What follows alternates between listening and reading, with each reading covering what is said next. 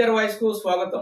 పోసాని కృష్ణమురళి ఈ రోజు విడుదల అవడం జరిగింది. మరి అమ్మంటి రాంబాబు గారి ఈ అంశం పట్ల ఒక ప్రెస్ మీట్ ఏర్పాటు చేసి ఈ ప్రెస్ మీట్ లో పోసాని కృష్ణమురళి చాలా అమాయకుడు, ఆయన ఏం మాట్లాడాడని చెప్పి మీరు అరెస్ట్ చేసేస్తారో, 18 కేసులు వేశారు, 24 రోజులు నిర్బంధించారు, ఇది చాలా దుర్మార్గం, ఇది చాలా అన్యాయం అని అనడంతో పాటు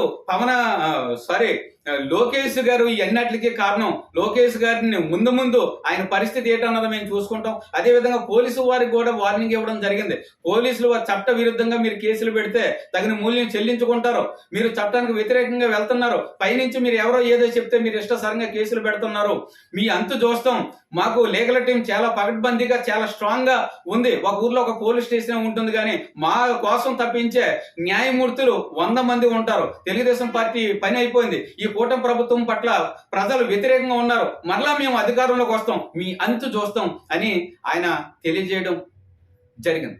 ఇక్కడ ఆలోచించవలసిన విషయం ఏంటంటే, పోసాని కృష్ణమురళి వేరు కేసుల అంశం మనం వదిలేద్దాం. వీళ్ళు వాళ్ళ మీద పెట్టారా, వాళ్ళ ఇల్లు మీద పెట్టారా, మంచి ఉందా చెడు ఉందా, నిజమా అబద్ధమా వేరే విషయం. కానీ పోసాని కృష్ణమురళి నోటికి వచ్చినట్టు ఇష్టసరంగా ఆయన మాట్లాడడం జరిగింది. అందులో కొన్ని విషయాలు చూసుకుంటే, పవన్ కళ్యాణ్ ఒక సాడిస్ట్ అని, ఒక సైకో అని, ఒక దుర్మార్గుడు అని, ఒక బేవర్సిన కొడుకు, నువ్వు చచ్చిపో, నీకు కూడా ఒక కూతురు ఉంది, ఆ కూతురు వయసుకు వస్తుంది, నేను బ్రతికే ఉంటాను, నువ్వు రక్త కన్నీళ్లు కారుస్తావు అని అన్నాడంటే ఆ మాటకే అర్థమేంటి? అంటే చిన్న పిల్లల్ని స్త్రీలని కూడా వదలకంట నోటికి వచ్చినట్టు సభ్య సమాజం తలదించుకునే విధంగా ఆయన మాట్లాడటం జరిగింది. వాటిని అమ్మంటి రాంబాబు గారు మరి సపోర్ట్ చేయడం చాలా దౌర్భాగ్యం. మరి 2029 ఎన్నికల్లో అధికారంలోకి రావాలంటే ప్రజల మన్ననలు పొందాలి, మీపై ప్రజలు సానుభూతి చూపించాలి. ఇటువంటిది మీరు గత ఎన్నికల్లోని కూడా కేవలం భయం వల్లే, అంటే ప్రజలు భయపడ్డారు కాబట్టి మిమ్మల్ని దూరం పెట్టడం జరిగింది. మరలా మీ తాలూకా తీరులో ఎటువంటి మార్పు లేకుండా ఇప్పుడున్న లోకేష్ని, అంటే ఇప్పుడున్న ప్రస్తుత మంత్రులు అవ్వచ్చు, నాయకులు కావచ్చు, అదే విధంగా పోలీసు వారిని మేము అధికారంలోకి వస్తాం, మీ అంత చూస్తాం, టీడీపీ పని అయిపోయింది, మరలా మేమే అధికారంలోకి వస్తాం అనేసి మీరు అంటున్నారంటే సామాన్య ప్రజలు భయపడే అవకాశం ఉంటుంది. మరి అటువంటి ప్రకటన చేయకండి.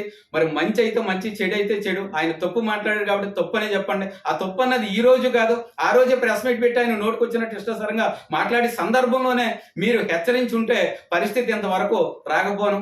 ఆయన ఇష్టసరంగా వదిలేశారు. నోటుకు వచ్చినట్టు మీడియా ముందుకు వస్తే చాలు నరాలు తెగిపోయేటట్టు ఇష్టసరంగా మాట్లాడి ఏం మాట్లాడుతున్నాడో ఆయనకే అర్థం కాకుండా ఉండేది. ప్రజలు తలదించుకునే విధంగా ఆయన మాట్లాడేవాడు. మహిళలు ఆ మాటలు వినడానికి కూడా సిగ్గుపడే పరిస్థితి ఉంది. మరి అటువంటి వ్యక్తుల్ని మీరు ఎంకరేజ్ చేయకుండా ఉంటే మంచిది. Thank you. పీజర్ వాయిస్ మరో వీడియోతో మళ్ళీ కలుద్దాం.